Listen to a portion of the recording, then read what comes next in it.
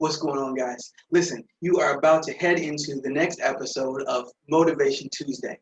This next guest is somebody who is a close personal friend, a mentor, and somebody who has just been such an inspiration and motivational factor in my life.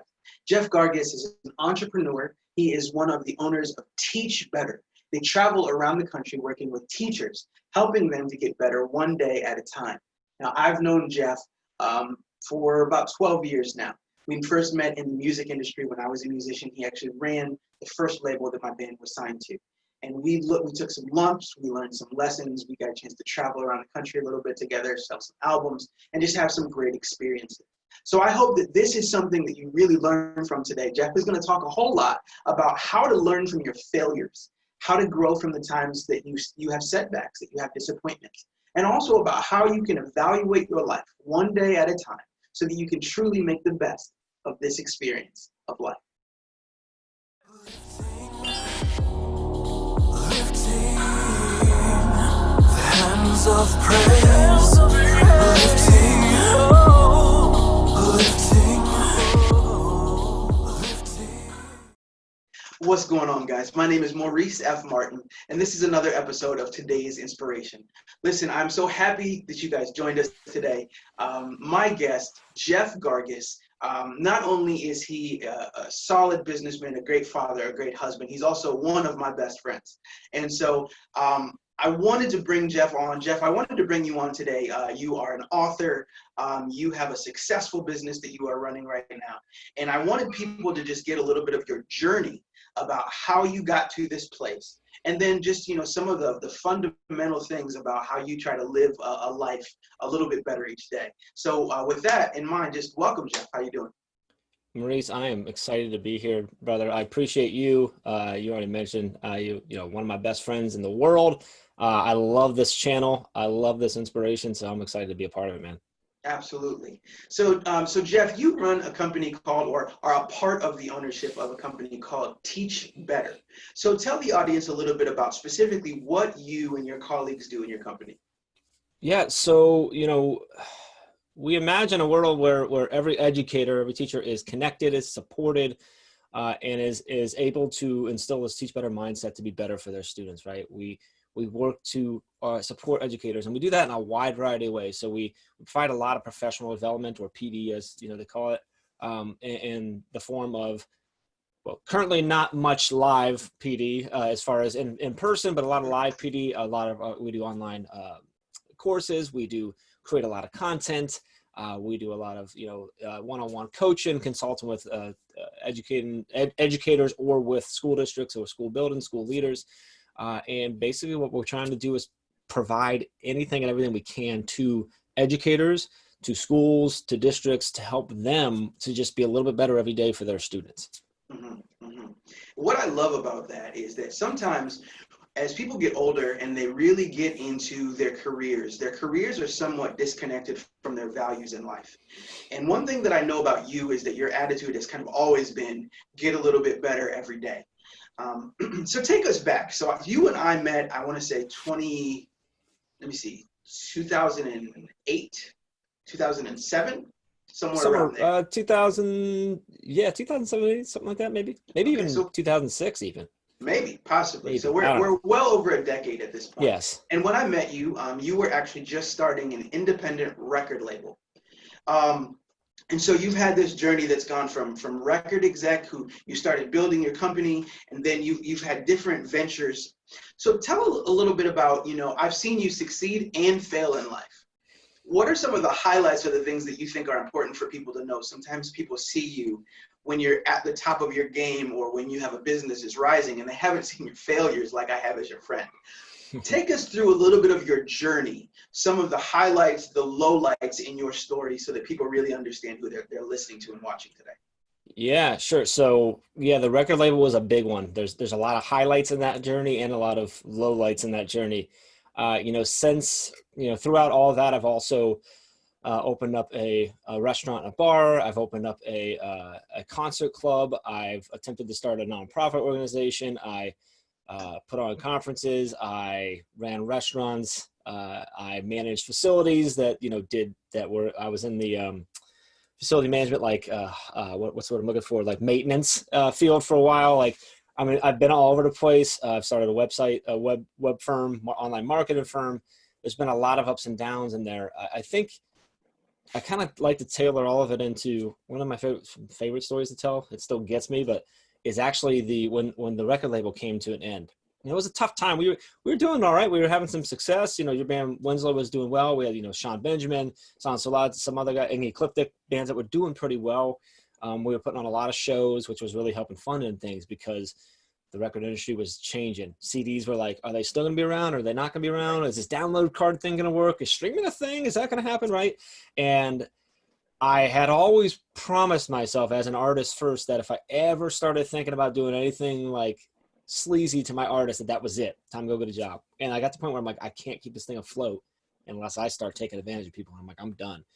And I crashed and burned. It was just like straight depression, just beating myself up about how bad I failed. Everyone knew this was my thing. I was going at it. I left a job in the financial world and all this stuff that I had worked towards. I wasn't doing college because I was going to build this awesome record label, and I didn't. All my friends from high school were, you know, graduating college, getting the jobs. You're supposed to get all that type of stuff, and I was still just failing at this record label thing. And I kind of, I don't even know if you maybe even remember or recall it, because I think I did a pretty good job hiding it, but I kind of cut myself off from everyone. Just kind of hid, did my thing, got a job, but I was just like, just dying inside. And it all kind of came to a head one day, walking through my hall. I don't know what triggered it, just hit me. And I just hit the wall, like back against the wall, fell down to the ground and just lost it, just started crying. And my wife walked by, and at that time, you probably recall, you know, a lot of people in the local scene called me Jeff TF because the label was FTF Records. So I was Jeff TF. It was like, I loved that. It was really cool. And then, so Amy comes down the hall and she looks at me, she's like, babe, like what's going on? And I said, if I'm not Jeff TF, who am I? And because that's where I was at. I was so stuck on this like failure thing that I'm like, if I'm not this thing that I had built myself into, then what am I worth? And she, you know, Amy, not even knowing what she was about to do, looked at me and said, well, you're Jeff, and I love you. And like just walked off with a smile. And I'm like, and I would love to say it hit that day, but what that really took out of me, and it took me a while to really figure that out, was that it doesn't matter where your success is. It doesn't matter what your title is. It doesn't matter what role you're playing in your professional life. If you know who you are and you're good with who you are, then you're okay because you can get back up again. I liken it to, if you recall, the Disney classic Cool Runnings. When Doris is in the room and he's still practicing turns, and coach comes in and is like, hey, we're all going to get a bite to eat. Do you want something? And Doris wants to ask him about how he cheated to get his gold medals. And he's trying to explain it. He said, you know, I made winning my whole life. And when you do that, you have to win. So I would do anything for it. And Doris is like, but you had everything. You had 2 gold medals. And coach says, yeah, Doris, gold medal is a wonderful thing. But if you're not enough without it, you'll never be enough with it. And that was like, go ahead and say that. Those 2 things. And so I've always said something there. If you're not enough without success, you're never going to be enough with it. So you have to know yourself first. That was game changer from one of the lowest points in my life. Probably the lowest point in my life. And that's, I'd love to say there was no other low points, but that particular lesson has helped me get through all the other things. So that's, I think, the most important piece from my kind of crazy journey to somehow get to where I'm now working with teachers, has been that sort of a guiding light for me.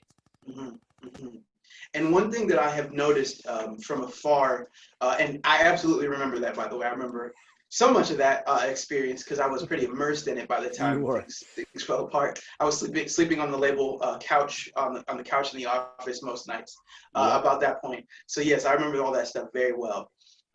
Seeing you develop into the man you always thought you were and wanted to be, and there's a consistency of approach in that you had really taken the time early on to figure out what you stood for and what your values were.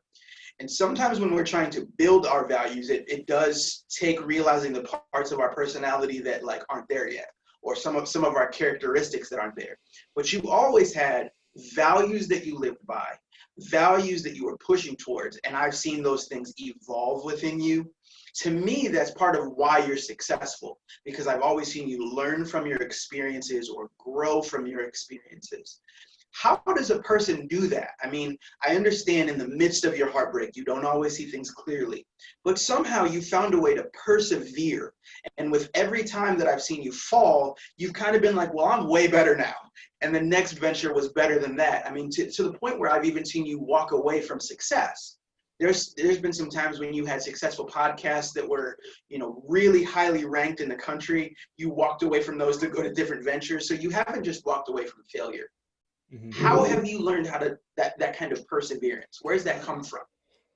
I think it really comes from getting to know yourself, and you touched on it. Knowing your values and your reasons for what you do, and figuring out what it is that you love. Not necessarily the task or the industry that you love, but what about it that you love. So, one thing that I realize is that I really love working with people, and I love helping people, and that doesn't mean that it has to come in a form of working with teachers to try and make them better, right? I enjoyed that aspect of my job when I used to run Arby's restaurants.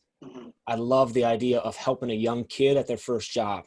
That kid potentially get their first shift manager position and become a leader, right? When I worked with a label, it was never about building a big, massive label. It was about building a big, massive label so that I could help someone like Maurice Martin chase his dream of being a rock star, right? It was just, when I always joke, like my original plan, when I had a band, was I was going to be a big famous musician so that I could start a label and help others do it, not so that I could get girls and, sex, drugs, rock and roll, right? It was so, in my mind, it was always, I'm going to build that so then I can help other people do that. And it took me a long time. It's actually a walk through Kent State University with you, believe it or not. We were walking right by where the rock is that they paint. And someone stopped us, and not even like 6 months earlier, someone had stopped me in the Wendy's and said, "Hey, you're Jeff from Sanity Fair," which was my band. And they stopped us there, but they were freaking out over you as Maurice from Winslow. And it took me a moment. It was that moment. And then it was like that week, I think you guys played the kickoff for Kent. So thousands of students all, and you guys on this massive stage.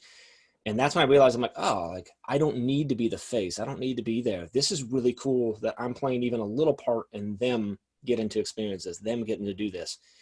Those types of things. That's why I still have a picture over on the other side of this room of you guys on stage before Lupe Fiasco with a massive Max Center pack, right? Like I love this sort of, I love helping other people succeed. Like, this is my whole thing. A realization I had earlier is that, like, in a book I'm writing right now, I actually like came to this realization and wrote it down, was that, pursuing or trying to finding happiness and success is awesome, right? It's a great goal to have, but helping others find happiness and success is like the whole point. And that's sort of where I realized. So I think realizing who you are, what you chase, and it's not easy, as you've alluded to, right? It takes a lot. And I think once you get there, and that moment in my hallway when I finally took away the lesson from that, what I realized is that, failures are just little stops, like road signs telling you along the way. And some of them tell you a little louder than others that you're either going the right way or you're not, or you should turn. The problem is sometimes we don't see what those signs say until 5-10 years later, right? I'm still seeing stuff from mistakes we made at the label that I'm like, oh, that's why that happened. Let's not do that in our version of that now. So I think the key is figuring out what you really love, not the thing you love, but like, what is it that it does for you that is actually what you're trying to pursue? Because you may find that in a lot of different ways. Like I said, you may find that in that where you need to be is managing restaurants, because that gives you what you need. And I think the hardest part is figuring out what it is that you need to be happy, and then testing a bunch of things out to figure out what works for you. So that's so good. So there's a lot there. There was just like so much that you just said. And so much of that, I think, goes back to these core fundamental values that are deeply entrenched within you, that you need to be seeking for and looking for. Have you ever read 7 Habits of Highly Effective People? I have, but it was years ago. It's back when I was younger. A mentor of mine had me read that. Yeah. Yeah. So I read that, I want to say 2 years ago, really changed some things for me fundamentally.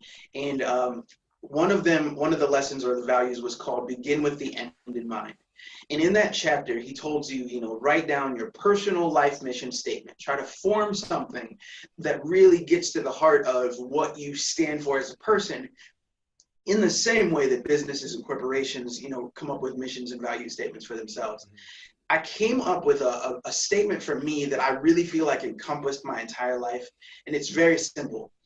I said that on the day that I die, and somebody goes and they stand at the podium, I just want them to say he lived his best life, then he taught others how to do the same. And it's the same concept, right? That you are trying to always find, like, what is it that makes you come alive? What is it that gives you the most value, the most happiness, the most joy? And then with everything that I teach, that's kind of what you were leaning to, was that you always have to give it away.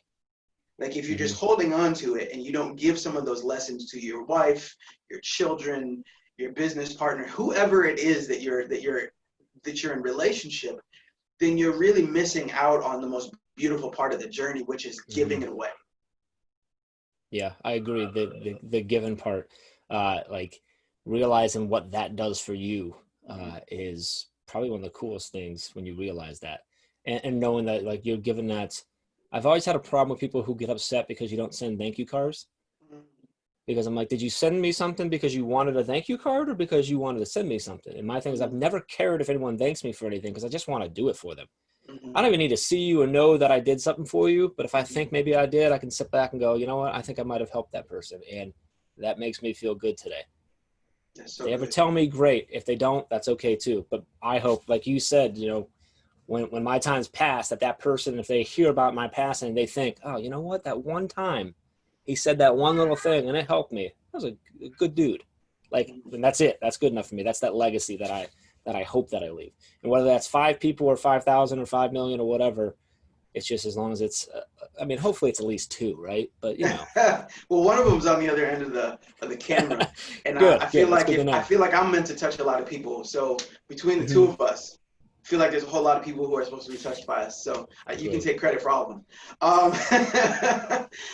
So I guess here's where we go, because I don't want to keep you too long. I know you have a meeting, you said, at some point. So it's now just we are Ray. We can go whenever. Oh, She'll okay. understand. So we won't worry about her. I shouldn't have said that on camera. She's probably going to cuss me out. You're in trouble now.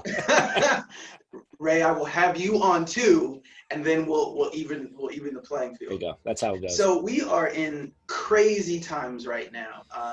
It seems like the world is shifting in many ways, to the point where you work with teachers. Teachers at this point, we're filming this in July. Some don't have any idea if they're going back to the workplace or not. There's some people who have returned to their normalcy of their careers, but with COVID numbers aren't necessarily going down. So is the economy going to stay open? Are they going to be closings? They even say it's supposed to get worse in the fall. Everything's changing. And at the same time, you've got this racial climate, political climate. There's so many things that are tugging on our emotions, tugging on our sanity, tugging on our joy. How have you been approaching trying to stay even during this time and trying to still make a difference? Because I still see you moving and shaking.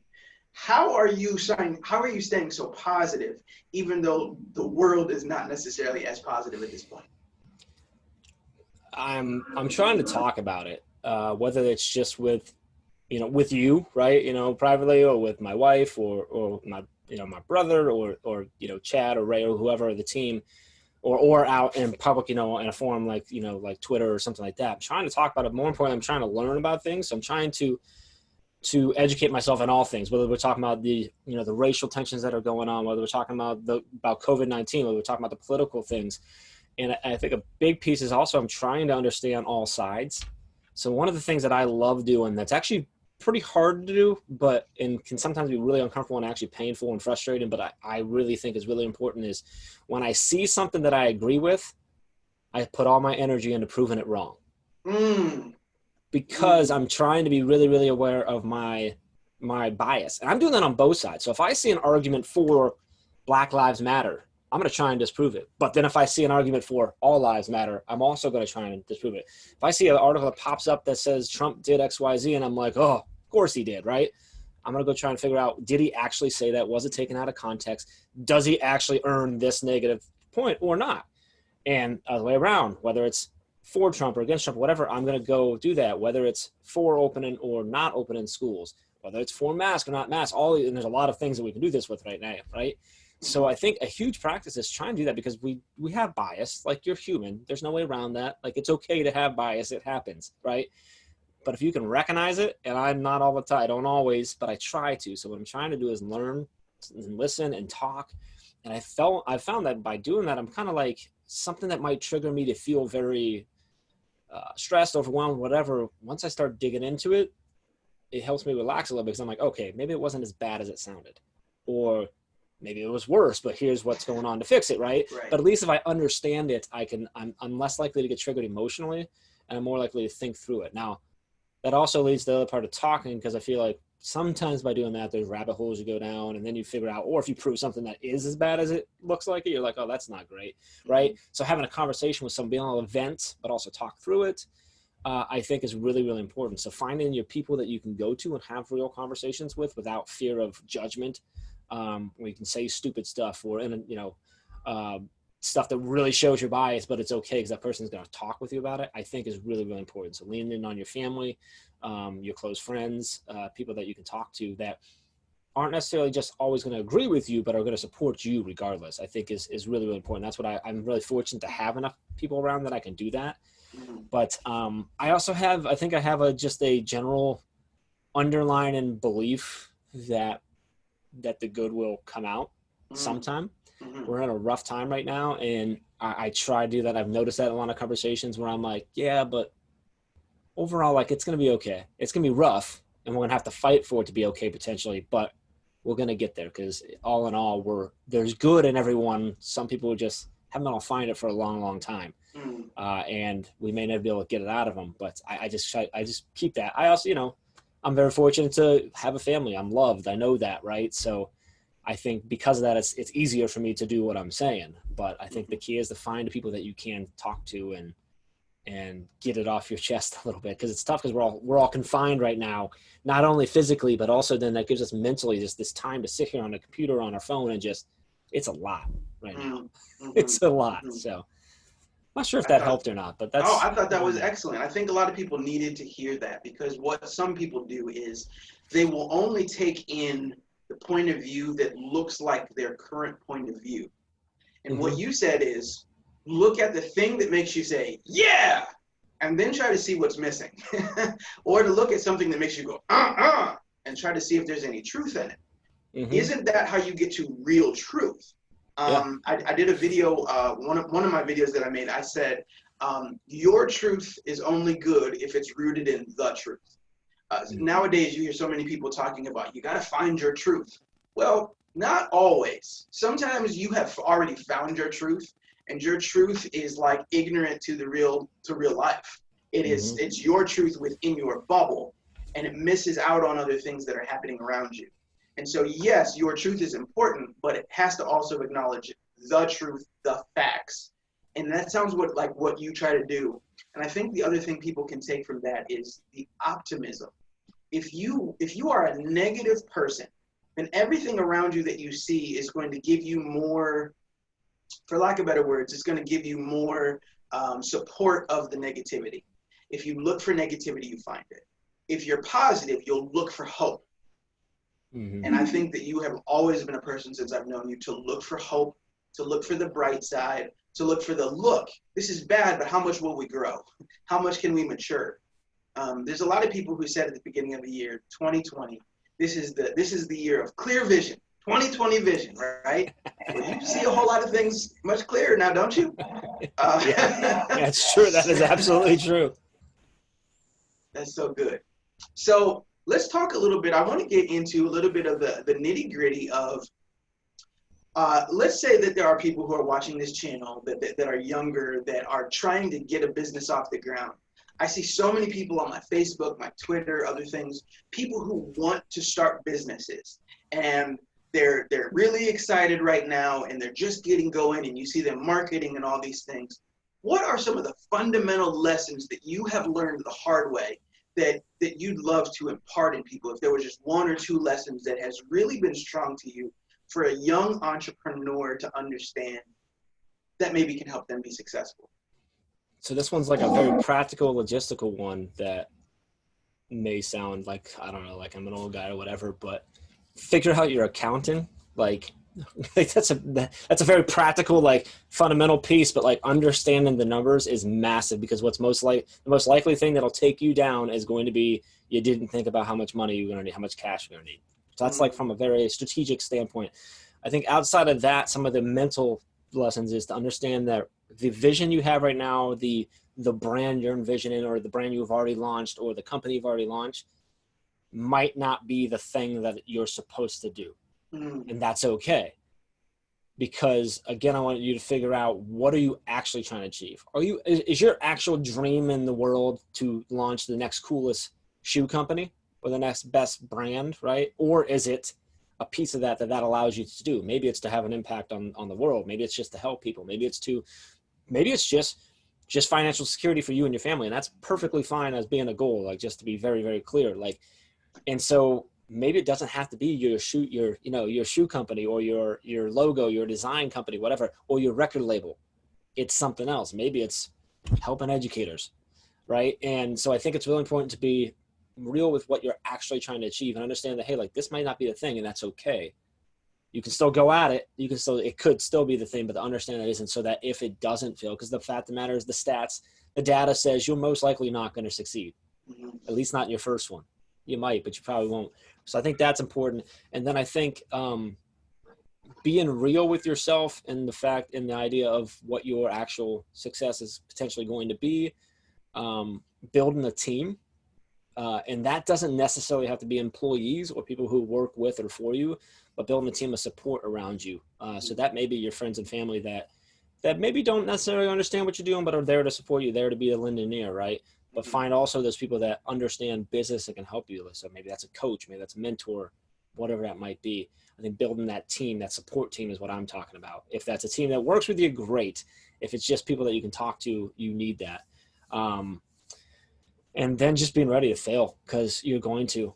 Big, small, everything in between. And try. It's really hard at a young age to get there. And I did not get there until years later looking back, but try to see those road signs, right? Those little failures, those mistakes as lessons, and what can I pull away from those to be a little bit better tomorrow, I think is key. So that's so good. One of the greatest days that I ever learned in my life, I think you'll remember this day that I'm talking about once I start describing it. I learned so much about failure, and it was just failure in a moment. It wasn't even like a huge failure as the world would consider it. But you and I had set up a meeting with your father, who is a successful businessman, and we really respected his opinion, and so we thought we would just bring him in just to talk numbers. And then we were working with a man named Gene Shelton, who is an incredible, well, he's a teacher now at Kent State, but he was the vice president of media-related relations from Warner Brothers. He was a part of Motown. He was Michael Jackson's publicist when he released Off the Wall. And we sat in a room with those two men, and we thought we were about to blow them away with our business strategy that we had come up with. Like we had put hours into planning and processing, and we were like, we're going to show them that we're capable of changing the world. And I remember leaving that meeting just beat up, black and blue with bruises. Like they just kept saying, like, that's not a plan. Or I remember Gene kept saying, okay, why do you keep limiting yourselves with everything you say? You're putting a box around yourself. You're putting limitations on your dreaming. You're not thinking big enough. You're not thinking large enough. You're thinking too small. And I just had smoke coming out of my ears. And I think back to even those moments today, because I remember that hurt my feelings. But as I've grown and matured, I've understood that first you have to dream up something. And this goes into what you were just saying. Now, the thing you dream up may not be what actually catapults you to success, but that's not the point, because success isn't what you think it is.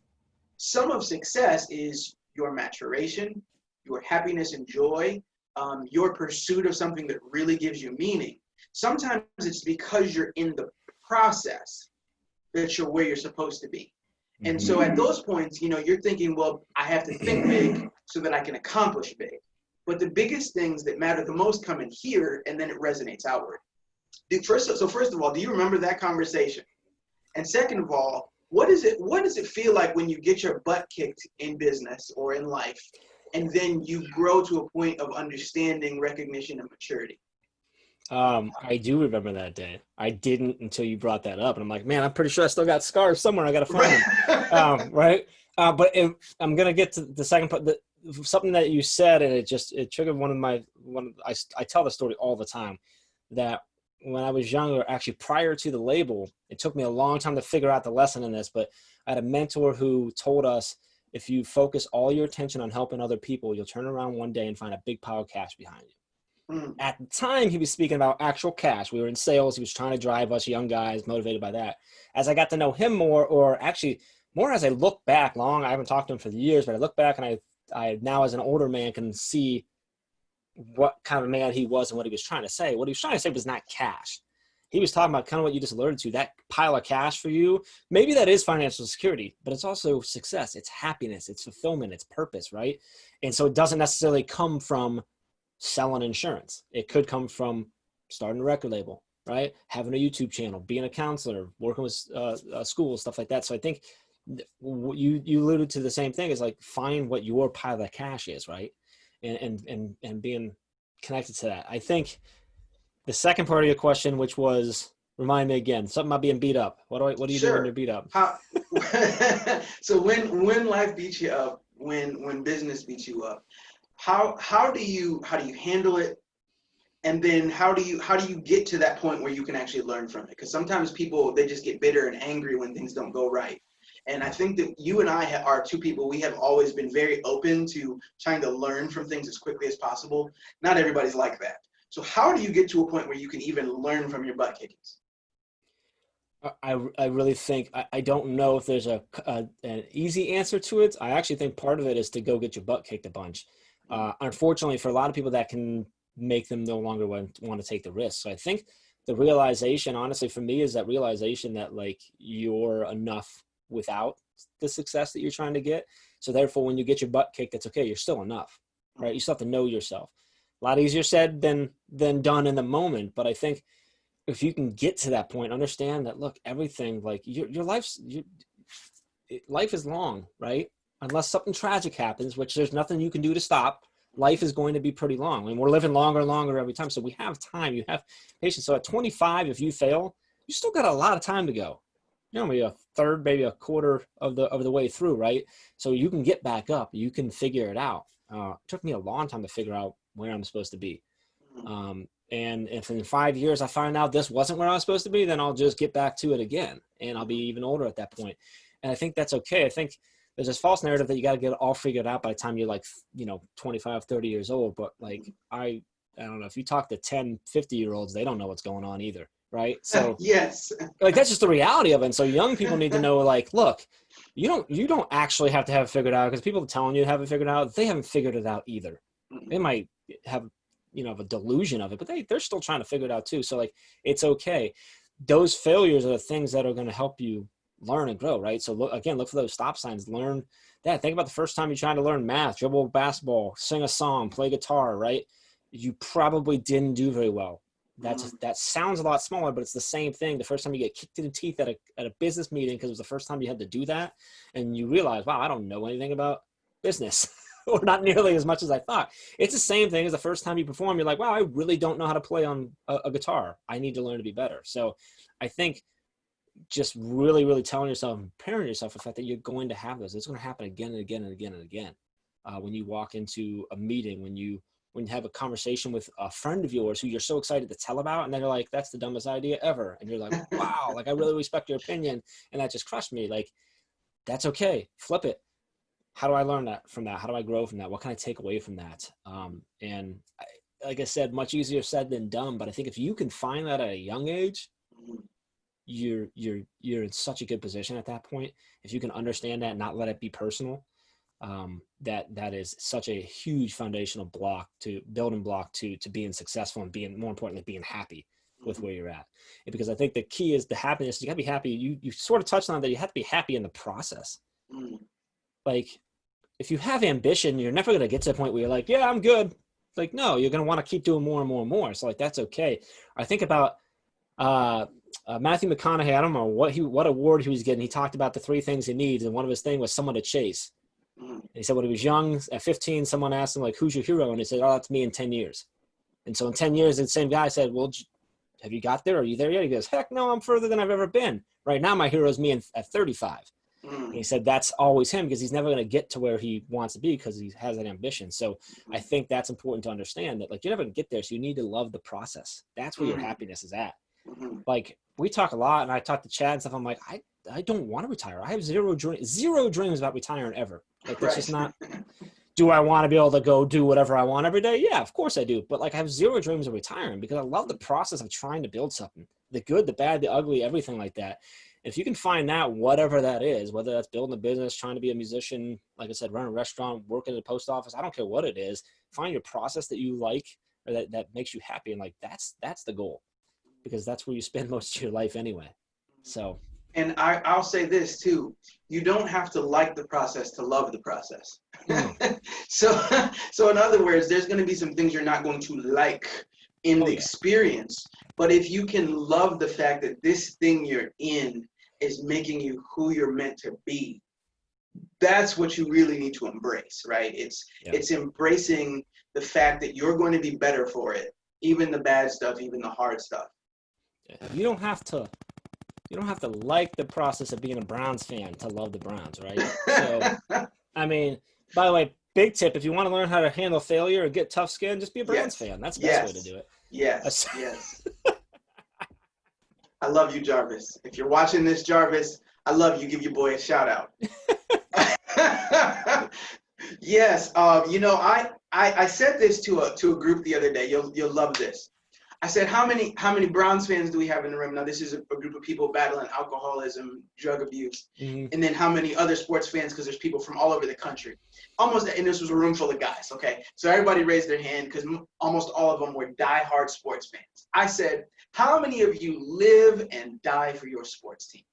Like, we're talking, if they lose, you're throwing things, you're angry, you're all in. And they're like, yeah. And I'm like, how many of you, when you get to Monday, Tuesday, Wednesday after a loss, you're heartbroken and you're having a bad week? They all raise their hand. I said, but how many of you, when it's Saturday, you're already geeked, can't wait for Sunday? They all raise their hand again. How many of you on Sunday get your jersey back on? You're sitting in your favorite chair with your favorite people, and you are all in for that game. Every one of them raised their hand again. I said, then how come you're not that all in for yourself? When we fail in life, we have a tendency to shut down. Well, I failed, it's over, it'll never be any better. No, you go back next Sunday for your favorite team. You need to go back for yourself. And I think that if we could learn huge lessons like that from sports or from who we are as fanatics, that helps us to understand how to be fans of ourselves and our own journey. I need to write that down because that was really deep. I love that. Why don't you do that for yourself? I think about, that's sports is a great analogy for that. Like, we watch that failure and we go right back to it, right? Like, someone misses that game-winning foul shot. We still love them the next week. We still get back. Next time we get to the line, like, we hope they don't miss, but like, we get there. Gary Vaynerchuk talks a lot about like baseball players and like their ability to do that, in the sense that how many times baseball players don't get a hit, right? But they still step up to the plate every time, ready to hit, right? And it's like, you have to be able to shake that off, right? Think about that. Like, you're trying to win every time. Baseball players don't win. They don't even win half the time. If they win half the time, they're a Hall of Famer, right? Right. As far as hits, and not same even thing with half. basketball. 4 out of 10, you're one of the greatest baseball hitters of all time if you hit 400. That's not even 50%. Yeah. So those guys don't do what they're supposed to do most of the time. Right. They don't succeed. And so I love the analogy of, I love how you put that, like you're sad Monday, Tuesday, but then on Saturday you're pumped back up again. So why can't you do that for yourself, right? You have a failure. Yeah, you can be sad. That's fine. But get pumped back up. Then my thing is, don't wait the week, the next day, because your next day is now your opportunity to go out there and do it again, right? For us walking out of that meeting, like, it was, all right, what's the next meeting? What's the next thing we have to do, right? How do we be better from that and go from that? I think that's awesome. I love that analogy, man. That's so good. So last question. This has been great. I hope everybody has gotten a lot out of this. I know I have. Everybody, I'm sure, can understand why you're one of the people I call my trusted advisors. So when I'm making big life decisions or I'm getting quality checks on, like, okay, I think I just leveled up on some skills, I send things to you and make sure you agree, no matter what I'm doing in life. So As you move forward, you just wrote a book called Teach Better. Your company is Teach Better. And I know part of the motto and the attitude that you have is just be better today than you were yesterday. Finish the end of today better than you were at the beginning of it. So as a person who is going through this journey, sometimes we're not super present. We're not really paying attention to if we're getting better day by day because life is a blur and it's a rat race and we have a lot of things pulling on us. How does a person really get present enough, whether they're a teacher, a musician, a business owner, whatever it is that they're doing, or somebody who's trying to just change their life? How do you get present enough to say, I need to get better today than I was yesterday? And then how do you assess it to make sure it's actually taking place? I think from a logistical standpoint, it is being very intentional about it, putting it into your day, which is hard to do. And it takes at least 75 to 90 days to make it an actual lifestyle that you do. I always say that like 30 days is a good habit forming period, but 75 or more is where you change the way that you actually behave. And for some people it might be longer, but putting it in practice of reflecting on the day. And it doesn't have to be anything grand, whatever. It can be something very simple. I have an app on my phone that I think cost me a couple bucks called the 5-minute journal. It pops up in the morning, pops up at night. Pops in the morning, says, what are you thankful for? What would make today great? And then at night it says, what are 3 amazing things that happened? I don't do it every day, but I try to do it every day. And it allows me to reflect and say, okay, how'd today go? I didn't really be bad, but by asking me the question of what was awesome today, I have to think through what actually did go well today. It might be very minor things. So I think, and that may not be the solution. Maybe it's journaling, maybe it's find a buddy that you can vent to and get things off your chest. But I think being intentional about putting something in place to help you reflect on your day, good, bad, ugly, everything in between, I think is a big logistical key. But I think the important piece is to understand that when we say be better today than you were yesterday, be better tomorrow than you were today, notice we're not saying be perfect. We're not saying be best. We're not even saying be amazing. We're saying be better. Like, you don't have to be that much better. It's very, very, very small piece it can be. Now, you might have days that you go big time better, but the key is just being a little bit better. And if you take just even 5 minutes to reflect and try to find the answer, even if you don't find the answer, you're better. You might not feel it, you might not notice it, but you are, because now you're being intentional. So I think it's finding what little piece can I do to be better? It doesn't have to be anything amazing. It can be literally, well, for the last 4 days, I've had a handful of M&Ms at 8 o'clock at night. So today I'm going to make sure I do that at 7 instead of 8. Right. Okay, great. Or I'm going to do a half handful. Like, it can be as little as that. It doesn't matter. Like, I'm going to have, one fewer drink this week than I did last week. I'm going to do, 10 push-ups this week instead of 0. It doesn't matter what it is. It can be very small, very minuscule. And I think even just the act of, I'm going to reflect today. If you do, then you are better. Even if you don't necessarily, your reflection wasn't even that great or whatever it might be. So I think it's focused on the word better, not perfect, not best, not awesome, not amazing, not whatever. It's just better, very little bit. So that's, I think, a key. Thank you so much. So if there's any educators, educational administrators, anybody who's either looking to link up with you and your team to really see more of what you guys offer, or if somebody's looking to read your book because you just authored a book, co-authored a book. So how do people find you online? And then how do people find the book if they're looking to read it? So the book's on Amazon, Barnes & Noble, everywhere like that. You can find everything on us at teachbetter.com. And then on all the social media platforms, we are at Teach Better Team. I'm big on Twitter, is where I spend a lot of my time. I'm at Jeff Gargas. On Instagram, I'm _ Jeff Gargas. But you can find us. You can find all of us through the team. So the best place to go is just at Teach Better Team or teachbetter.com. Thank you so much. And by the way, thank you, because when I saw the name Teach Better, I was like, that is so brilliant, because nobody has to wonder what your company is about. So that's part of the reason I came up with today's inspiration, because nobody was wondering what I was doing. I'm trying to inspire you today. It's that simple. Yeah. But I really got that because of Teach Better. I never told you that, because I'm always watching. So thank you for the inspiration, and thank you to your team for that inspiration. So with that, guys, I hope that you really got something out of today. As you see, it's about learning the lessons from your challenges, from your heartbreaks, from your setbacks, because we all have them. I hope that you guys really were heightened and listening when he gave the full list of businesses that failed and crumbled that he learned from before now this business that he's using to travel the country and make a difference in teachers around the world. And so, thank you to Jeff for just being transparent, for being honest. And I hope you guys will find him online. He's got a ton of daily interviews that he does. His team is cranking out literally interviews and information almost on a daily basis. And so there's so much you can find on Twitter, on Instagram, on their website, on Facebook. They're super active. If you're an educator or just someone who's learning how to teach better in your home now that we're even homeschooling and doing these things like that, I'm sure you're going to learn a whole lot from their team. So with that, I hope you guys, if you haven't already, make sure that you click like in this video, share this with anybody that you think needs to see it, leave a comment. We don't get enough comments on these videos, so please do that. And we will look forward to seeing you next Tuesday for another episode of Tuesday Motivation and Motivation Tuesday. We'll see you later.